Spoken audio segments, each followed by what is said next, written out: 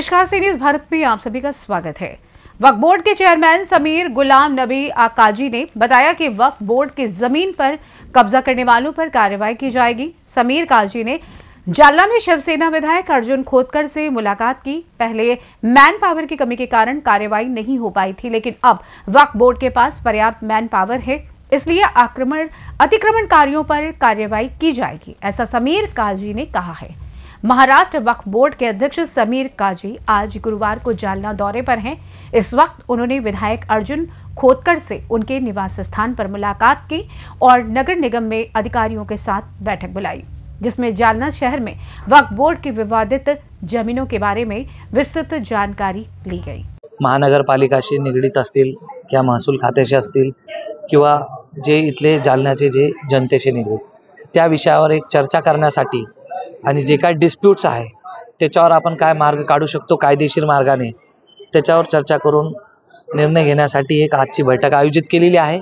आणि आजच्या बैठकीमध्ये जालन्यामधील जे काही वक्फचे विषय आहेत, प्रलंबित विषय, त्याच्यावर आम्ही चर्चा करून जे काही मार्ग निघेल ते काढायचा आम्ही प्रयत्न करणार आहोत। आज तुम्ही फुलंब्री नाट्यगृहात देखील बैठक घेणार आहात, त्याच्या विकासासंदर्भात तुमची बैठक होणार आहे, काय नेमकं? फुलंब्री नाट्यगृहाचे जे आमचे संबंधित अधिकारी आहेत वक्फ बोर्डाचे, संभाजीनगरचे मुख्यालयाचे आणि स्थानिक जालनाचे, ते पण इथं बोलावलेले आहेत। त्यांच्यासोबत चर्चा करू। ती संबंधित पूर्ण फाईल अजून मी पाहिलेली नाही आहे। ती फाईल पाहिल्यानंतर जे काही वक्फ अधिनियमामध्ये तरतूद आहे त्या तरतुदीप्रमाणे आम्ही त्याच्यात काम करू। वक्फ बोर्डाच्या जमिनी अनेकांनी बेकायदेशीररित्या बळकावल्या आहेत आणि त्यांचं वाटप देखील झाल्याचे प्रकार आहेत, कशा प्रकारे यांच्यावर कारवाई केली? जमिनी बळकावण्याचा जे प्रश्न आहे ना, ते महाराष्ट्रामध्ये जवळपास आमच्या जे काय वक्फच्या जमिनी आहेत 60% जमिनीवर इन्क्रोचमेंट आहे, अतिक्रमण केलेलं आहे लोकांनी। या जमिनीवरील अतिक्रमण काढण्यासाठी वक्फ अधिनियमामध्ये एक तरतूद आहे, कलम 52 प्रमाणे 54 प्रमाणे, त्या कायद्याप्रमाणे आम्ही कारवाई करतोय। आणि आता आमच्याकडे यापूर्वी स्टाफ नव्हता म्हणून ही कारवाई प्रलंबित व्हायची, कारवाई होत नव्हती। पण ज्यावेळेस मी मेंबर झालो त्यावेळेस फक्त 23 लोक होते वक्फ बोर्डमध्ये। आज 200 प्लस 250 लोक आहेत, प्रत्येक जिल्ह्यामध्ये कर्मचारी आहेत।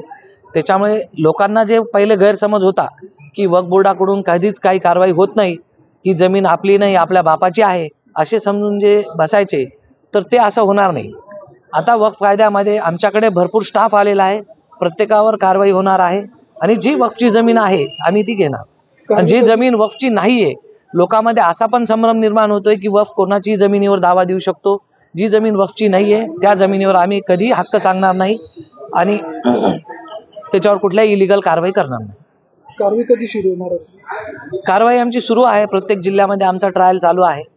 लवकरच म्हणजे जालना जिल्ह्यात पण काही लोकांवर आम्ही कारवाई केलेली आहे आणि अजून फास्ट जलद गतीने ती कारवाई होईल। पण याच्यामध्ये अजून एक आहे की जे 1995 पूर्वीचे जे काही कब्जेदार किंवा आमचे अधिकृत किरायदार आहेत आणि जरी ते डिफॉल्टर असतील तर कायद्यामध्ये 1995 पूर्वीच्या त्यांना एक संरक्षण दिलेलं आहे। ते जर स्वतःहून आले तर आम्ही त्यांना वेलकम करू, कायद्याप्रमाणे त्यांना आम्ही संरक्षण देऊ, ते जर वक्फ कायद्यानुसार भाडे द्यायला तयार असतील तर। जालना से सी न्यूज संवाददाता शबीर पठान की रिपोर्ट। फिलहाल इस खास रिपोर्ट में बस इतना ही। देश दुनिया की तमाम बड़ी खबरों को जानने के लिए जुड़े रहें सी न्यूज भारत के साथ। हर खबर आपके साथ, आपके हाथ।